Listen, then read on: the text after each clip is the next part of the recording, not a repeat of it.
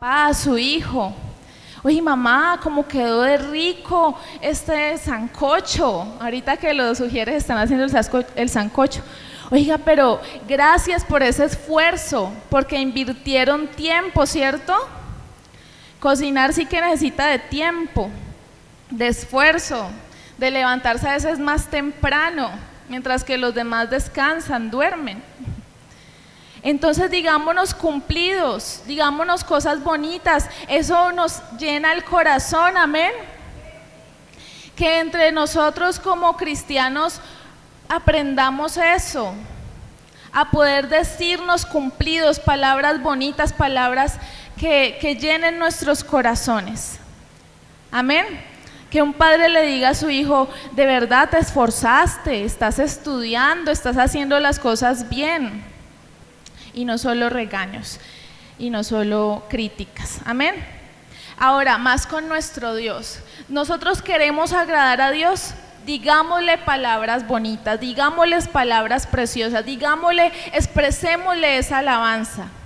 Ah, no, es que yo pienso muy bien de Dios, es que yo le agradezco, yo sé en mi corazón que es que Dios es el que está haciendo las cosas. Muy bien que en nuestra mente, en nuestro corazón lo pensemos, pero si no lo expresamos no vamos a poder darle esa dicha a Dios de escucharnos dándole alabanza, amén.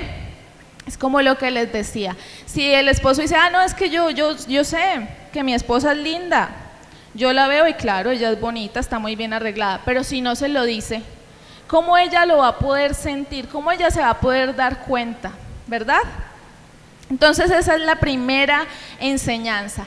Demos esas expresiones de alabanza a nuestro Dios, no las callemos, digámoslas con sentido, no hay que buscar las palabras más rebuscadas para darle la alabanza a Dios, amén. Hay un análisis que hace un teólogo que se llama Berkeley y él dice que los judíos tenían la expresión para iniciar las oraciones, ellos por lo general lo hacían diciendo: bendito eres tú, oh Señor, Rey del universo. Entonces, por lo general, los judíos cuando iban a orar empezaban de esa forma. De pronto usted tiene una forma particular de empezar las oraciones. Usted de pronto le gusta empezar: oh Dios poderoso, muchas gracias, o Rey de los cielos, gracias te doy. Bueno, usted tiene de pronto su forma especial que le gusta empezar. Ellos empezaban por lo general diciendo: bendito eres tú, oh Señor, Rey del universo. ¿Qué fue lo que pasó? Que la iglesia que creía en Cristo le hizo una modificación a esta frase y comenzaron a decir justamente: bendito sea el Dios y Padre de nuestro Señor Jesucristo. Y en el análisis que él hace dice que eso representa un cambio gigante, porque de yo decir bendito sea el Dios y Padre, bendito eres tú, oh Señor, Rey del universo, nos muestra un Dios que está lejos, un Dios distante, allá sentado en su trono, en medio de las galaxias, ¿cierto? Pero cuando yo digo bendito sea el Dios y Padre, ya estoy reconociendo que puedo ser más cercano a Dios, amén. Que Dios es mi Padre, que yo tengo acceso a Él. Y eso es lo que vino a hacer el Señor Jesús, darnos un acceso a Dios, poder sentirlo, que Él es más cercano. Pero a veces estamos en ese punto y la iglesia puede tener muchas personas que están en el punto de que todavía están ante un Dios que les parece desconocido, un Dios lejano, un Dios que es muy poderoso, pero que está muy distante, que a veces se acuerda de la humanidad. Pero Dios nos recuerda con esta frase que no es así, que Él es nuestro Padre y que hace un buen padre, está pendiente de su hijo, está en todo su proceso, desde que nació, todos los avances, desde que comienza a caminar y en la medida que crece, que si ya entró a estudiar, que si ya tuvo su primer empleo, que si ya se casó, que si tuvo más hijos. Bueno, ahí están los padres. Entonces Dios, nuestro nuestro Padre está atento a nuestras necesidades, Dios está atento a tu necesidad, amén, porque Él es nuestro Padre, amén. Entonces no lo dudemos en nuestro corazón. Esta pequeña frase nos ha enseñado mucho. Cómo debemos ser agradecidos con Dios, cómo debe nuestro corazón bendecir el nombre de Dios y cómo Dios se revela a nosotros como nuestro Padre. Amén. Un Padre que nos cuida y que nos ama. Pero ahora sigamos a la segunda parte. Dice: bendito el Dios y Padre de nuestro Señor Jesucristo, que según su grande misericordia. Entonces nos está mostrando que no es un padre cualquiera, sino que es alguien con grande misericordia.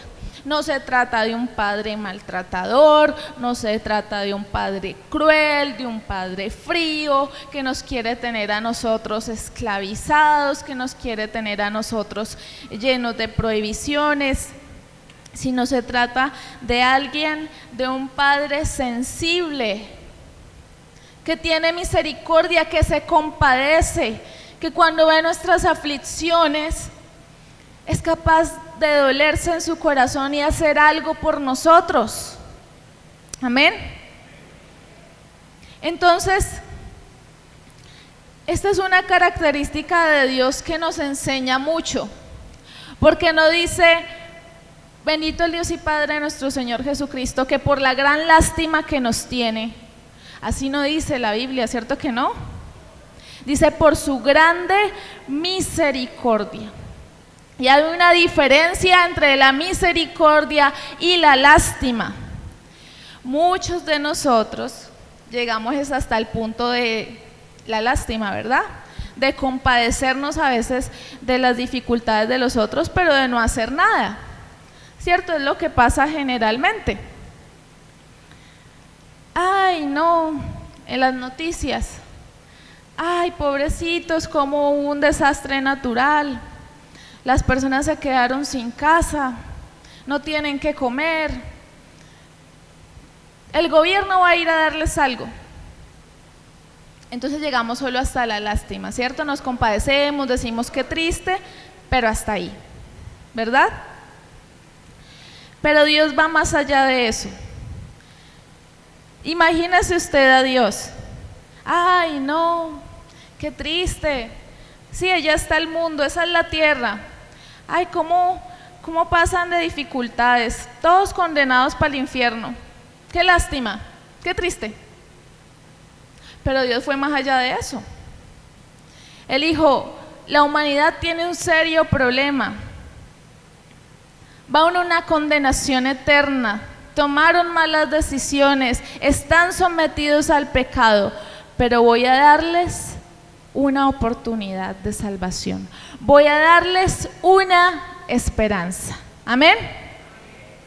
Entonces, de eso se trata, de un Dios que nos da oportunidades, que nos ha dejado su Espíritu Santo, que nos consuela y que además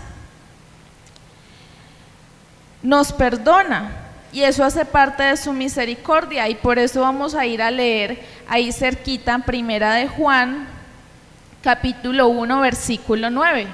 Vamos a buscarlo, Primera de Juan, capítulo 1, versículo 9.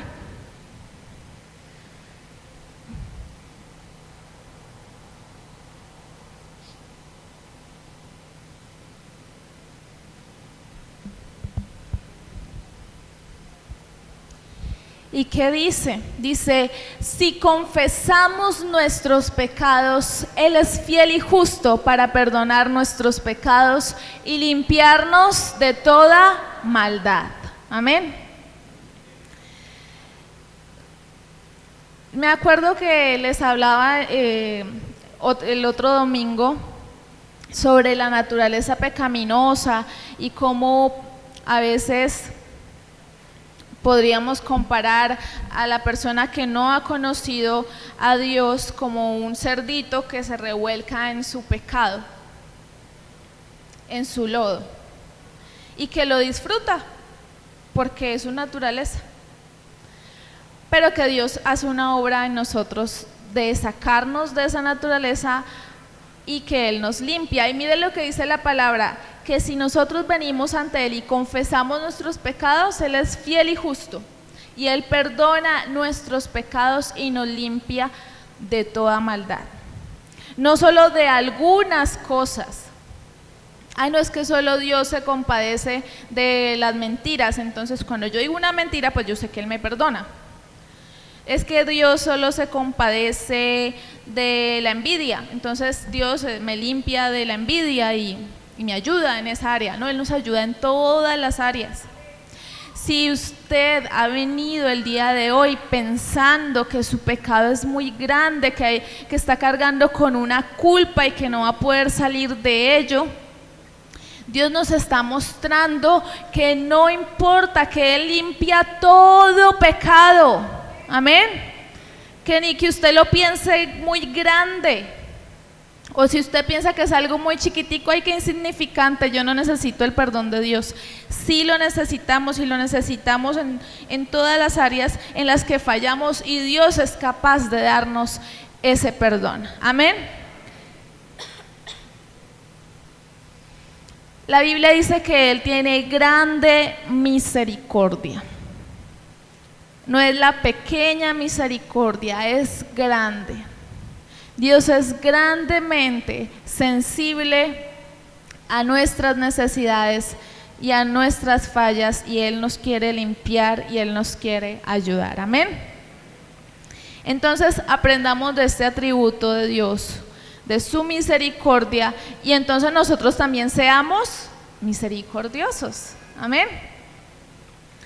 ¿Qué necesidades están pasando las personas que nos rodean? No sé, tenemos un familiar que está con dificultades económicas, tenemos un familiar que está obrando mal, un esposo que está maltratando a su esposa, conocemos de unos niños que están viviendo sufrimiento, que están pasando hambres. ¿Qué debemos hacer? Atender a esas necesidades que vemos en los demás y también tener grande misericordia. Amén. Que usted tiene un vecino que es un señor de la tercera edad y que está abandonado, que las personas, que su familia lo han dejado solito. Tengamos misericordia, ¿cierto? Tengamos misericordia también de la tierra, de la creación. No seamos multiplicadores de maldad contra los animales. Cuidemos lo que Dios ha dado. Los viernes con el liderazgo estamos aprendiendo sobre la mayordomía. Y eso significa que Dios nos ha hecho a los hombres y las mujeres administradores de los recursos de la tierra y administradores de los dones que nos da, y que tenemos que administrarlos bien. Entonces tener misericordia es también ser buenos administradores, es ir más allá de la lástima y actuar. Hermanos, nosotros como cristianos por lo menos una vez atendamos a la necesidad de la persona que esté pasando por aflicción, que esté pasando por dificultades. Amén. Seamos sensibles así como Dios es sensible con nosotros. Amén. Y en ese sentido también quiero recordarles que la iglesia nos ofrece muchas formas de poder servir, de dejar de preocuparnos en nosotros mismos y aportar algo a los demás. ¿Usted cree que no es importante la labor que hace, por ejemplo, un profesor de escuela bíblica? Es muy importante. Un maestro de discipulado. Y es una oportunidad de servir y usted aportar algo, porque un maestro de escuela bíblica está ayudando a que los niños quede guardado en sus corazones la palabra de Dios. Amén. De darle amor a niños que a veces traen invitados de otros lugares, de hogares no cristianos, y los niños no tienen ese afecto, y aquí las maestras les dan amor, les dan cariño, y eso es una forma de servir, de nosotros expresar misericordia. ¿Usted cree que no es un esfuerzo poder servir como ujier y estar pendiente de que, ay, los que llegan, dónde se van a sentar, ay, estar aquí de pie? Eso es un esfuerzo y lo hacen con amor, amén. Que ir a visitar, llevar la palabra de Dios a las personas que no sienten todavía venir a la iglesia o que no conocen de Dios, que están sufriendo muchas necesidades en su casa. El ministerio de visitación va y predica la palabra allá y ora por las personas y atiende a las necesidades de enfermos, van a los hospitales. Eso también es una forma de nosotros comenzar a actuar en esa misericordia. Entonces, si usted quiere servir, únase a la iglesia y multipliquemos esa misericordia, amén. Porque Dios es un Dios misericordioso y nosotros también queremos serlo, amén. Y sigamos, porque dice que según su grande misericordia nos hizo renacer. ¿Qué nos hizo? Renacer. Así como se llama nuestra iglesia. Eso es algo milagroso. Que una vida acostumbrada a obrar en maldad, que una vida de una persona acostumbrada a pensar solo en sí misma, tenga un cambio y le guste la palabra de Dios y reconozca a Cristo como su Salvador, eso es un milagro, amén. Y usted ha vivido ese milagro en su corazón, amén. Ese cambio que Dios hace en nuestras vidas, ese renacer, se quita el velo de nuestros ojos y todo aquello que le estábamos permitiendo esclavizarnos y todo aquello que le estábamos permitiendo hacernos daño, Dios nos muestra: hijo, yo tengo algo diferente para ti, amén. Y quiero decirles que hagamos esto real, que se vea que Dios nos hizo renacer a nosotros, amén. Que este grupo de personas que estamos acá seamos personas de testimonio. Donde quiera que vayamos podamos mostrar ese cambio que Dios tiene en nuestras vidas. Que renacer no sea el nombre de mi iglesia solamente, sino una realidad en mi vida. Que renacer no sea solo el lema del mes, sino sea una realidad en mi vida. Amén. Esa sería una forma tan efectiva de evangelizar, y es una forma efectiva.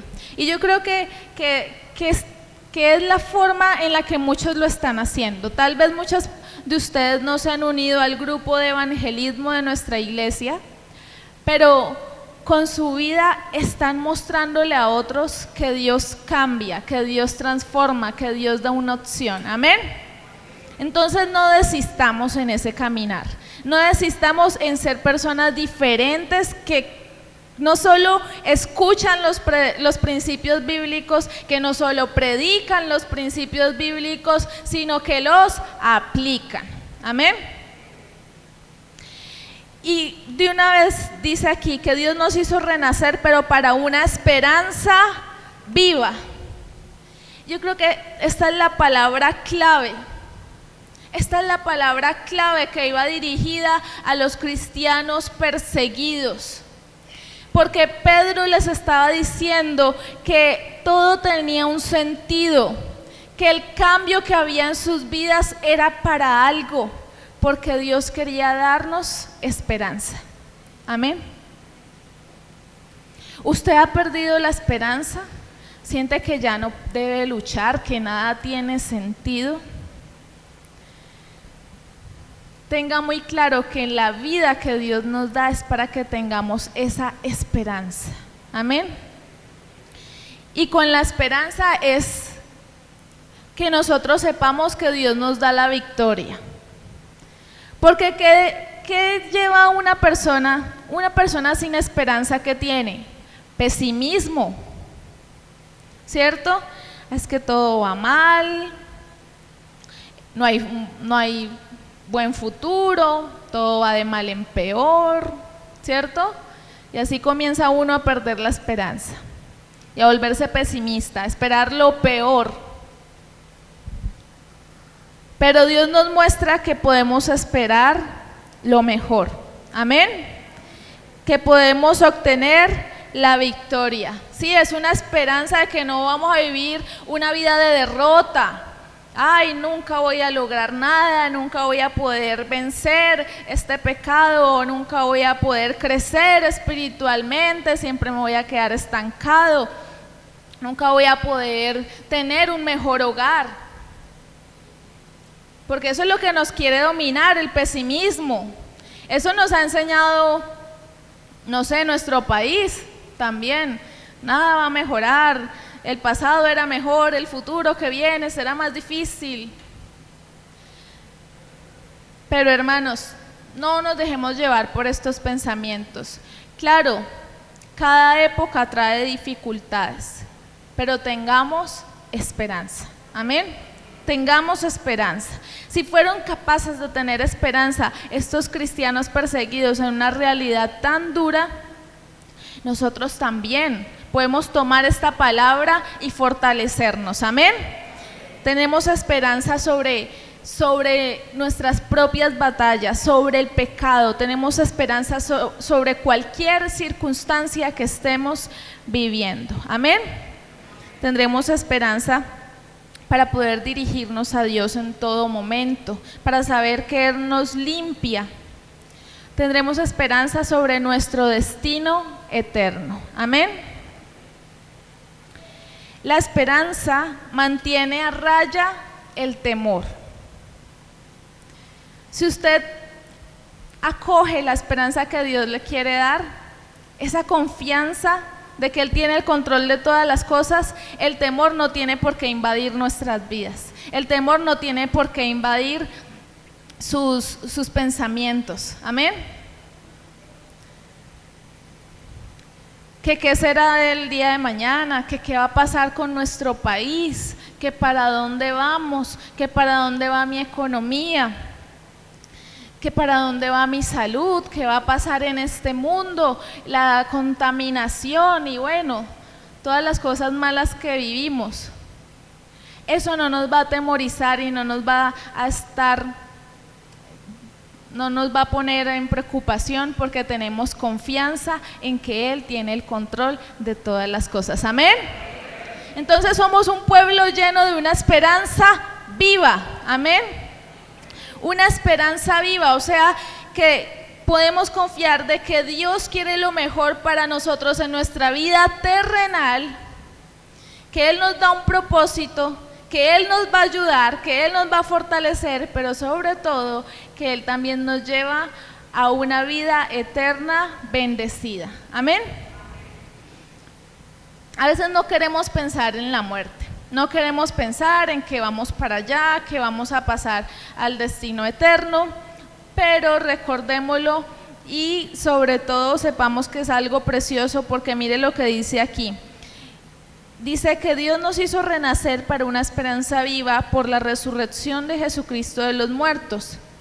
Y nos habla de una herencia, para una herencia incorruptible, incontaminada e inmarcesible, reservada en los cielos para nosotros.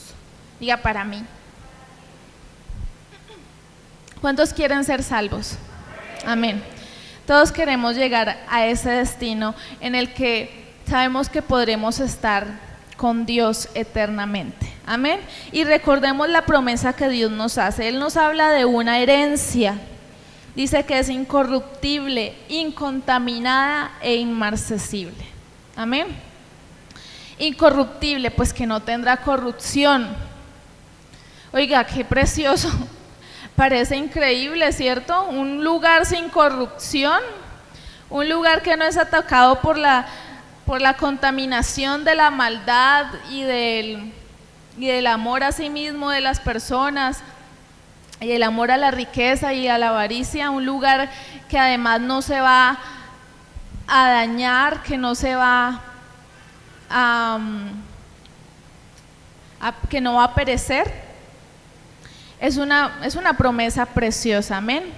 Nos habla de un lugar incorruptible, incontaminado, en el que no hay degradación, un lugar inmarcesible, que no se marchita, que no caduca, que no se vence, que no muere, y que sobre todo estaremos con la compañía de Dios constantemente. Amén. Qué precioso. Esto me hace pensar en una canción que a mí me gusta mucho y es Cara a Cara de Marcos Vidal.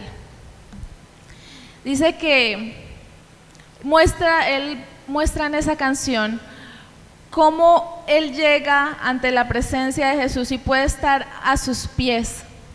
Y dice que pase mucho tiempo y que nadie diga nada porque estoy viendo al Maestro cara a cara. ¿Cómo será hermoso cuando de verdad lleguemos al cielo y podemos estar y conocer al Señor Jesús directamente? Amén.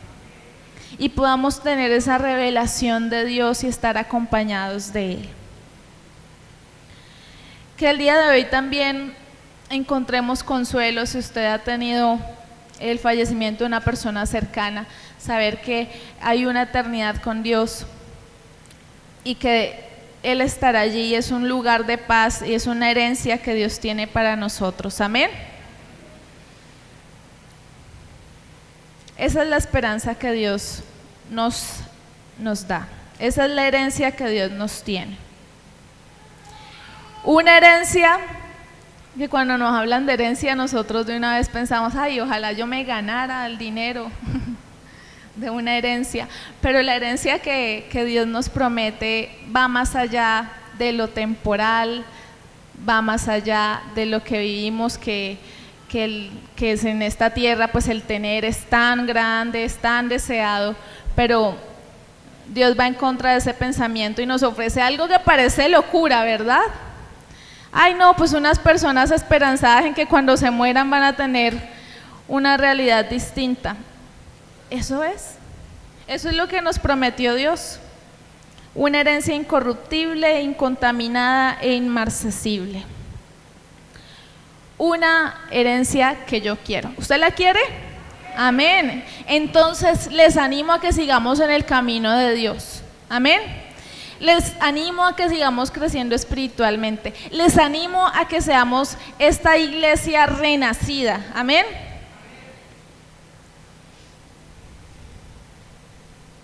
Les animo a que alabemos a Dios en todo momento. Amén. Que el amor de Dios cambie nuestra vida. Que el amor de Dios sea nuestra esperanza. Amén.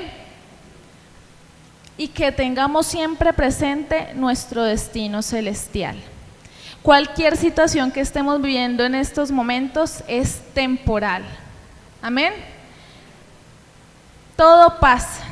La vida pasa, los deseos pasan, el tener pasa, pero la palabra de Dios permanece para siempre. Amén. Entonces busquemos lo más precioso y busquemos esa victoria de que cuando lleguemos a la eternidad estemos cerca de Dios. Amén. Quiero que hagamos una oración en esta mañana, que Dios ponga el sello de su palabra en nuestros corazones y que nos ayude a aplicarlo, que no sea solo algo de que, ay, sí, la herencia incorruptible, inmarcesible, sino que sea algo real en nuestras vidas, que Dios nos muestre cómo podemos renacer en muchas áreas de nuestra